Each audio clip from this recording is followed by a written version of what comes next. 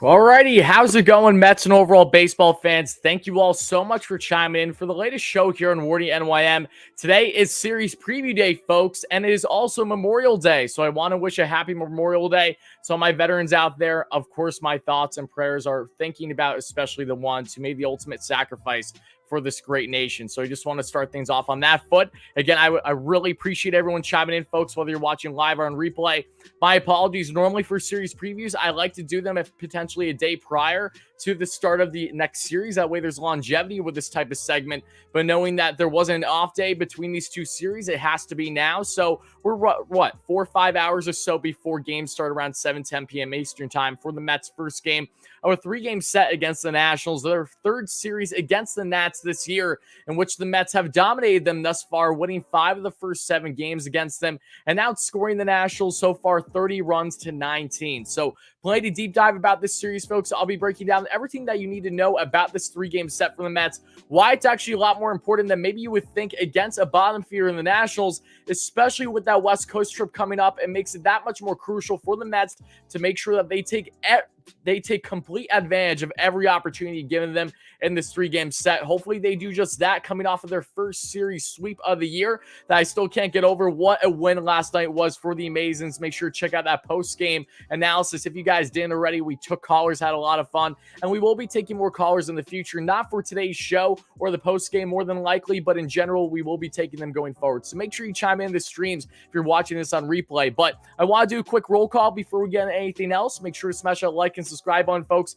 If you find yourself enjoying this kind of Mets content, help us get 100 likes for the first short-term goal. Help us get a 16K subs for the next short-term goal here on the channel. And of course, after I break down everything that there is to know about this series, I'll of course be answering your questions for a bit, folks, before we wrap up the live stream. But guys, I see Jordan in here, Chicken, Joe, Robert, Kane. Let's see. Yoshima, great member on the channel. Ocean Girl, how's it going? Dolores, Robert, Joe, Vinny, thank you guys all so much for chiming in. Brian as well, all you guys. Thank you kindly. Like I said, play to get into for the series. And normally you would think, yes, this isn't going to be a big deal because the Mets are matching up against the Nationals. But one, you can never underestimate an opponent. Anything can happen in a series. And two, the Mets have potential to prolong their winning streak after now on a 3-game set after, as I just mentioned, gained the series sweep against the Phillies. And with that crucial June coming up, that is by all means going to be anything but an easy task for this team. And don't get me wrong, the Mets are playing great baseball, but so are these other clubs that they'll be matching up against.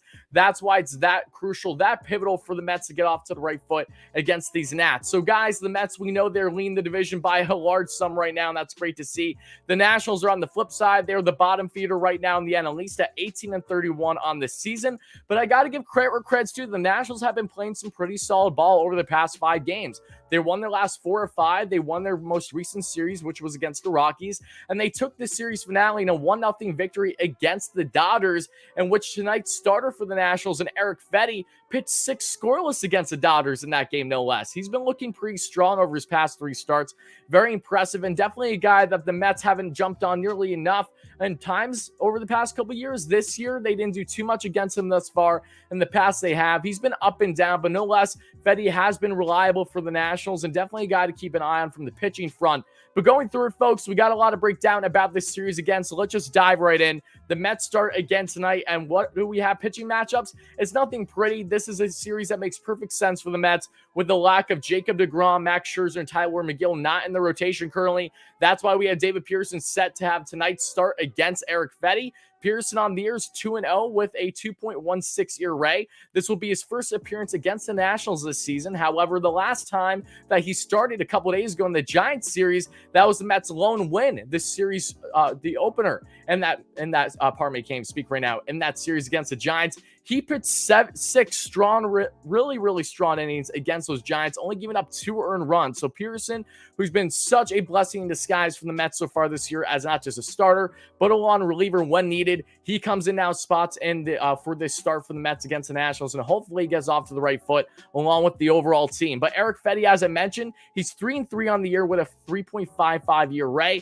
But against the Mets so far, he pitched 1 game against the Mets this season and only gave up 2 earned runs in 5 innings against the Amazons. So he looks to get off on the right foot. Again, Fetty's been playing some really good ball in recent starts for the Nationals, and hopefully that doesn't continue tonight, but definitely a guy to keep an eye on out of all the starters that we're seeing here. But then we get a game 2, guys, another pitching matchup, and this is going to be Trevor Williams. Williams, like Pearson, has been both a starter and a long reliever for the Mets. He has been utilized as a long reliever more than a starter, however. And Williams this year, don't get me wrong, his numbers don't look pretty at a 0-3 win-loss record with a 4.37 ERA. But Williams especially has looked really strong in long relief outings for the Mets more often than not. Starts not so much, but in combined 4.2 innings against the Nationals this year in 2 different appearances. Remember that first time Williams was out there, I believe was the 8th inning in Game 4, the series finale of a 4-game set to start the year for the Mets against the Nationals. Then Pete Alonso had 2 errors in that inning. Williams should have got out of the inning, but he couldn't because of those errors. That led to a couple runs. That is how the Mets lost that game when Cookie should have had a win in his first start of the year. I remember that game like it was yesterday. But Williams has yet to give up a run to this point against the Nationals in a total of 4.2 innings combined between 2 outings in relief. So definitely positive knowing that he's done well against the Nats thus far, and hopefully he can continue that here in Game 2 of this series. But he's matching up against Patrick Corbin, and Patrick Corbin, the southpaw, the 1-7 win-loss record with a 6.3 ERA.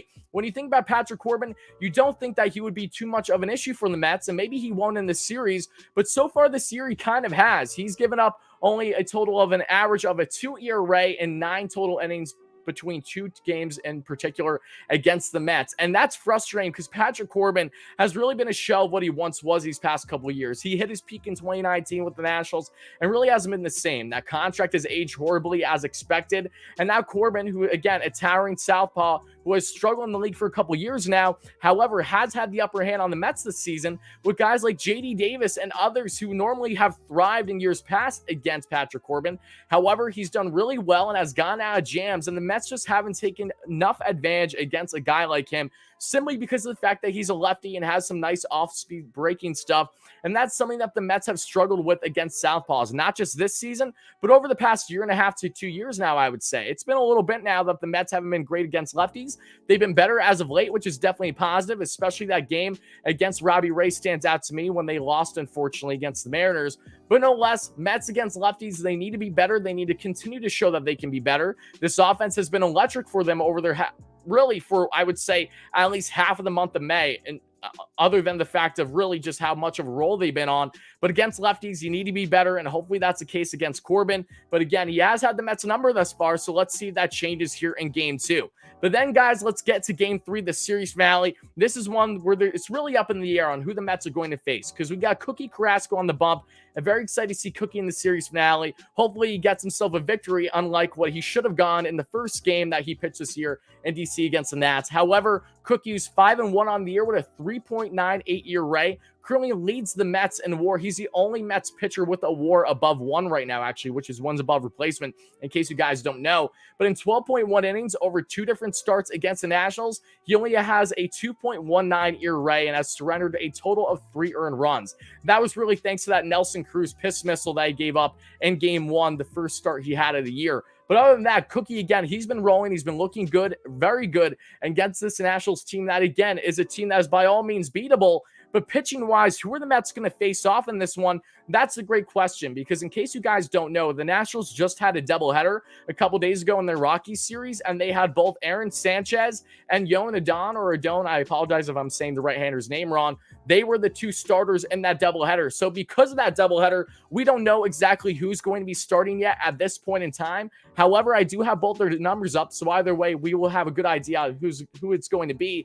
And Adon, who's 1-8 on the year with a 6.08 ERA, I feel for this guy. He's been rushed up to the big, should still be in the minors, but the Nationals simply don't have enough pitching depth to warrant taking him out of the rotation at this point in time. But in 8 innings against the Mets so far this year, he has a 7.88 ERA against the Amazons. So that by all means should tell you that over 2 outings, yes, the Mets should 100% do their best to jump on Adon should he get the start in the series finale. And if it's not him, and it is Aaron Sanchez, the same applies. Sanchez is nothing better on paper so far. He's 3-3 on the year for the veteran right-hander. Peaked right around, I believe, in 2016 with the Blue Jays, right, where he was a borderline Cy Young candidate at 8.33 ERA, however, this year for Sanchez. And he only gave up 5 earned and 5.1 innings against the Mets. And the last time they faced each other in their most recent series, and Sanchez ended up exiting that game, if my memory's not mistaken, because of a comebacker that hit him. I don't know if it was from Alonso or someone else. Either way, that is the reason why Sanchez was pulled from that game, because after a shaky start there in that first inning, he got on a roll and the Mets simply couldn't hit him. We're underperforming against a Nationals team that is not known for their pitching staff by any stretch of the imagination. They have the worst starting staff in baseball per Fangraphs, ranked 30 of 30 in all of baseball. So take that as you will. But guys, pitching-wise, this is a series that is not going to be beautiful by any stretch. This is a series I do expect a good amount of runs, not just for the Mets, but potentially for the Nationals too. They definitely have some solid hitters outside of arguably the best hitter in baseball, that being Juan Soto. But regardless, Peterson, Williams, and Carrasco, these guys should be able to get the job done for the Mets. It really is going to be the bullpen that I'm looking at in this series, assuming that guys like David and Williams can give the Mets, hopefully, at least 5 strong innings for them. Again, we'll see what happens. Anything can change. But no less, when it comes to pitching, this is a series that in itself, the Mets need to do their absolute best to get off to the right foot, take advantage, jump on them early, the same way that the Mets have scored, a run in either first or second inning. Feels like the entire month of May. That's how consistent they've been with their offense.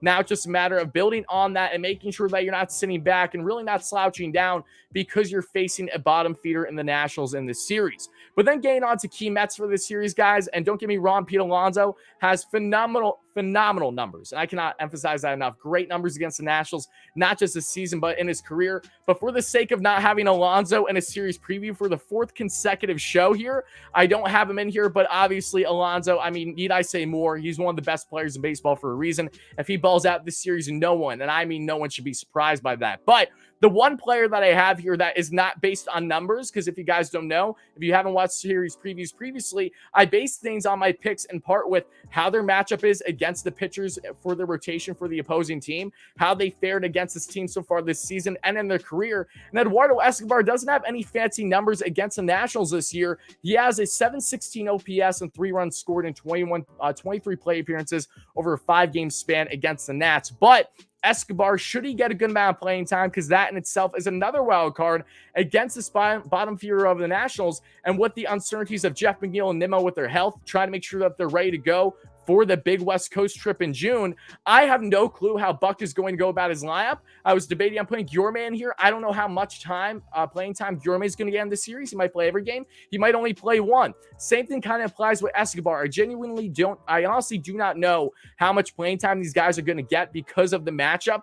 But Escobar, if he gets playing time, no excuses. You got to start to execute. I had Escobar as one of the guys who watched the last time the Mets played the Nationals way early in the month of May, and he did not do a lick. He did not hit a lick that entire series, which was frustrating. The second matchup for the Mets in DC against the Nationals. So Escobar, after that awesome walk-off win, also that awesome snow cone grab that he made to get the first out in the top of the 10th, he had an awesome game when it mattered most for the Mets yesterday to help secure the series sweep. So hopefully he can help use that momentum and get off to the right foot against this Nationals team that, again, this is, if you're trying to find your way in and you've been struggling for the majority of the season, this is the time to do it, guys, in my humble opinion. It has to be now, because if you can't do it against the Nationals, how am I going to expect you to be able to ball out and do it with potential ease, or at least with a valiant effort against the likes of the Dodgers, the Angels, the Padres, among others? You know, it's not going to be an easy task. So try to find your swing. Now's the time. Do it against subpar pitching, because you're not going to get matchups like this all year long. The Mets have one of the hardest schedules in baseball for a reason. So take advantage, folks. That is what I'm preaching here for, yes, Eduardo Escobar. But outside of Eddie, what has he done against some of these pitchers? Well, against Eric Fetty, in 10 play appearances, he has a 300 average and a 700 OPS, so not bad numbers. And Patrick Corbin, in 12 play appearances, he has 1 home run, a 250 average, and an 833 OPS. So not terrible numbers at all for Eduardo Escobar there in these pitching matchups. But again, let's see results, baby. I want Eduardo to finally get on a groove. It's been long overdue. He's yet to do anything significant this season other than being a walks machine in the month of April. Had his biggest moment last night. Let's see if that carries over here in this national series. But then we get on to my next pick, folks, and there are multiple guys that you could go with here. I, however, went with the likes of that being, and yes, Mark Canha, because Canha in I'm trying to make sure I find the numbers here because I may have lost it. Okay, I did it. Mark Canha in 5 games and 22 play appearances against the Nationals, folks, has dominated them. Now, Canha only played 1 of 3 games the last time that the two teams faced off. And I picked Canna as one of the guys to watch in that series. And of course, he got little playing time. So Canna, he's not known for playing every game of a 3-game series. Buck just hasn't favored that. That may change a little bit now that Jankowski's out. And even though Plummer had that great moment last night, I have zero clue, again, how much playing time these guys are going to get, how much or how little. No less, Canna, when he has played against the Nationals, has looked really good. 1 home run, 5 RBIs in 5 games, a 5.26 average, a 1,275 OPS this season against the Nats. Canna, however, pitching-wise against Fetty, he's 2 for 2 this season, which is great. Corbin, in 8 play appearances, has 1 home run at 821 OPS. A low average, but a high OPS. We take that. That means that the on-base and the slugging has helped him. So keep an eye on Canna. Should he get enough playing time? I think, again, any player in this Mets lineup can and should thrive in this series. But Mark stands out to me because, again, he really balled out in his first series of the year against them, and he's been pretty consistent since then. He hasn't fallen off a cliff like we've seen with some other players this year, not just for the Mets, but in baseball as a whole. But then we get guys to Jeff McNeil, and Jeff, again, is another wild card because Jeff, of course, pinched hit in the bottom of the 9th. He didn't get himself a hit or anything. He was out. But Jeff, who's been dealing with, a day-to-day issue with his legs, let's not forget he had a leg contusion when he slid into the wall there in left field after making a beautiful snag against the Giants, that 9-2 loss. And Jeff, he's trying to heal up, so maybe the Mets don't play much in the series, or maybe they play him every game. Again, who knows? You're going to find out by the time you start watching these games, so I know that I might be completely wrong or completely right. Either way, I know it's up in the air. But should Jeff get playing time, he stands out to me just like Canna. 1 home run, 5 RBIs against these Nationals this season in only 7 games and 30 plate appearances, and that includes a 385 average and over 1,000 OPS against these Nats. Then when you get into pitching-wise, against Fetty in 16 play appearances, he's Fetty's daddy, quite literally, along with the likes of Pete Alonso. But a 429 average and 1,000 OPS against Eric Fetty, who's starting tonight for the Nats. And then, of course, that's really it in regards to that being Jeff McNeil. Not too much more that I think I need to harp on his front. We just, again, it's very up in the air. Who's going to start? How many of the Mets regulars are going to be in the lineup? Are we going to see a lot of Nick Plummer in the series? Are we going to see a lot of Luis Guillorme? Who knows? We'll find out soon enough, no less. And again, that's why my apologies. I don't have as much certainty with breaking down certain things here in my series preview like I have in previous shows, just because, again, we simply don't know right now. But then let's get into, guys, the key Nationals to watch in the series. And I think it's kind of a broken record. I've been saying the same guys for the most part so far this year. Juan Soto, I mean, you have it on the graphic. He's kind of good. And, Soto isn't even batting 240 right now, but he has a high OPS still, way over 800 because he's just that good. The slugging's great. He gets on base at a ridiculous clip. He gets walked every game, it feels like. Juan Soto is, in my opinion, the best hitter in baseball when he is rolling. And he, again, I think we've yet to see the best of Juan Soto still, which is saying a lot. But again, he's not protected in this Nationals lineup offensively like he has been in years past. So that has resulted in him maybe having a little bit of a slower start than he would like to this point. No less, Soto against the Mets this season, 7 games, 29 play appearances, 3 home runs, 4 RBIs, a 269 average, and a 999 OPS. Yeah, Soto's been doing really good as expected. And against Trevor Williams, however, Williams is the one pitcher out of the 3 starters for the Mets in this series that he hasn't fared well against, knocking on wood at this point, against the likes of not just Cookie Carrasco, but also David Pearson. He's had their number, like he's had the number of most pitchers in baseball. But Trevor Williams at this point has been that anomaly of a pitcher. In 17 plate appearances against Williams, he only has a 0.77 average and a 371 OPS. That's really bizarre. Trevor Williams, of all people, again, that can easily change tomorrow when Williams starts. But until then, very impressive. Williams has, to this point, had the upper hand on arguably the best hitter in baseball. But then we get into that being Keibert Ruiz. Ruiz didn't play much in the last series against the Mets. He did not catch much, which surprised me because Ruiz, when he has played against the Mets this year, has done really well for the rookie catcher. Ruiz this season against the Mets in 5 games and 18 play appearances, a 1 RBI, a 333 average, a 722 OPS. And in his last 7 games, that's what stands out too. 7 games played, a 357 average, a 955 OPS. And against Trevor Williams, he is 1 for 2 in his young career. So Ruiz, we don't know if he's going to be catching either 2 to 3 games at minimum, maybe 1 of the 3. However, when he is batting, keep an eye on him because he has done well against the Mets so far in his young career this season. But then also we get the likes of Josh Bell. And Josh Bell's an easy pick too because Josh Bell hasn't just been off to a really strong start for the Nationals offensively this year for the power hitting, switch hitting first baseman / DH. But he's had the Mets number this year. In 7 games and 28 play appearances, Bell has 1 home run, 2 RBIs, a .333 average, and an .887 OPS. In his last 7 games, he's been hitting the ball better well, too, because he was in a little bit of a slump prior to that, but he's been hitting the ball better here with a .280 average, a .641 OPS. So the on-base hasn't been great, and the slugging's been way down. It's only around 320 or so, but no less, Bell has still been hitting at a good clip, and I expect him to do the same here in the series against the Mets. Would honestly be a little surprising if he didn't at this juncture. But not just Bell, I also want to mention the likes of Cesar Hernandez. Now, Hernandez hasn't thrived against the Mets so far this year. Knock on wood that doesn't change. And guys, my Wi-Fi is dropping right now. That's been the case the past week plus. I do apologize. The visuals will be better in a minute. I see your donations, your comments, and concerns. I'll be getting to them shortly, guys. Don't worry. I just want to finish wrapping up everything that there is to know about this 3-game set for the Mets against the Nationals. So, again, don't worry about the visuals. It'll pick back up in a minute. You guys probably know the drill by now. You hear the audio just fine, I'm sure. But Hernandez leads the Nationals in a good margin with 58 hits. I believe he's 8 hits higher than any other National. Juan Soto is down the totem pole with hits, but that also goes in hand with he gets walked so often, so it's not all that surprising. But regardless, Cesar's off to a very good year for the Nationals, batting just under .290, and in his last 7 games is identical to the likes of, yes, Keibert Ruiz. Has, again, a .357 average, a .955 OPS. So kind of bizarre that they're identical, but again, Cesar, longtime Philly, has bounced around. He was with the Guardians. He was with the White Sox last year. Now he's with the Nationals, and the Nats, again, have had a little nice pickup there, and Cesar, with the offense that he's provided, let's see if he does against the Mets, because, again, his numbers against the Mets this year haven't been pretty, but anything can change, and it surely can start tonight. So that's all you guys really need to know, in my opinion, about the matchups. Of course, on the Mets front, you should expect anyone and everyone to ball out offensively. It's the matter of not the Mets will, but rather if the Mets don't. That is what's going to be the shock, and that's what will stand out. So the Mets, we have high expectations as fans, but when you're playing a team like this, after dominating far better teams, some of the better teams in baseball, there's zero excuses. You got to win minimum of 2 or 3 of the series,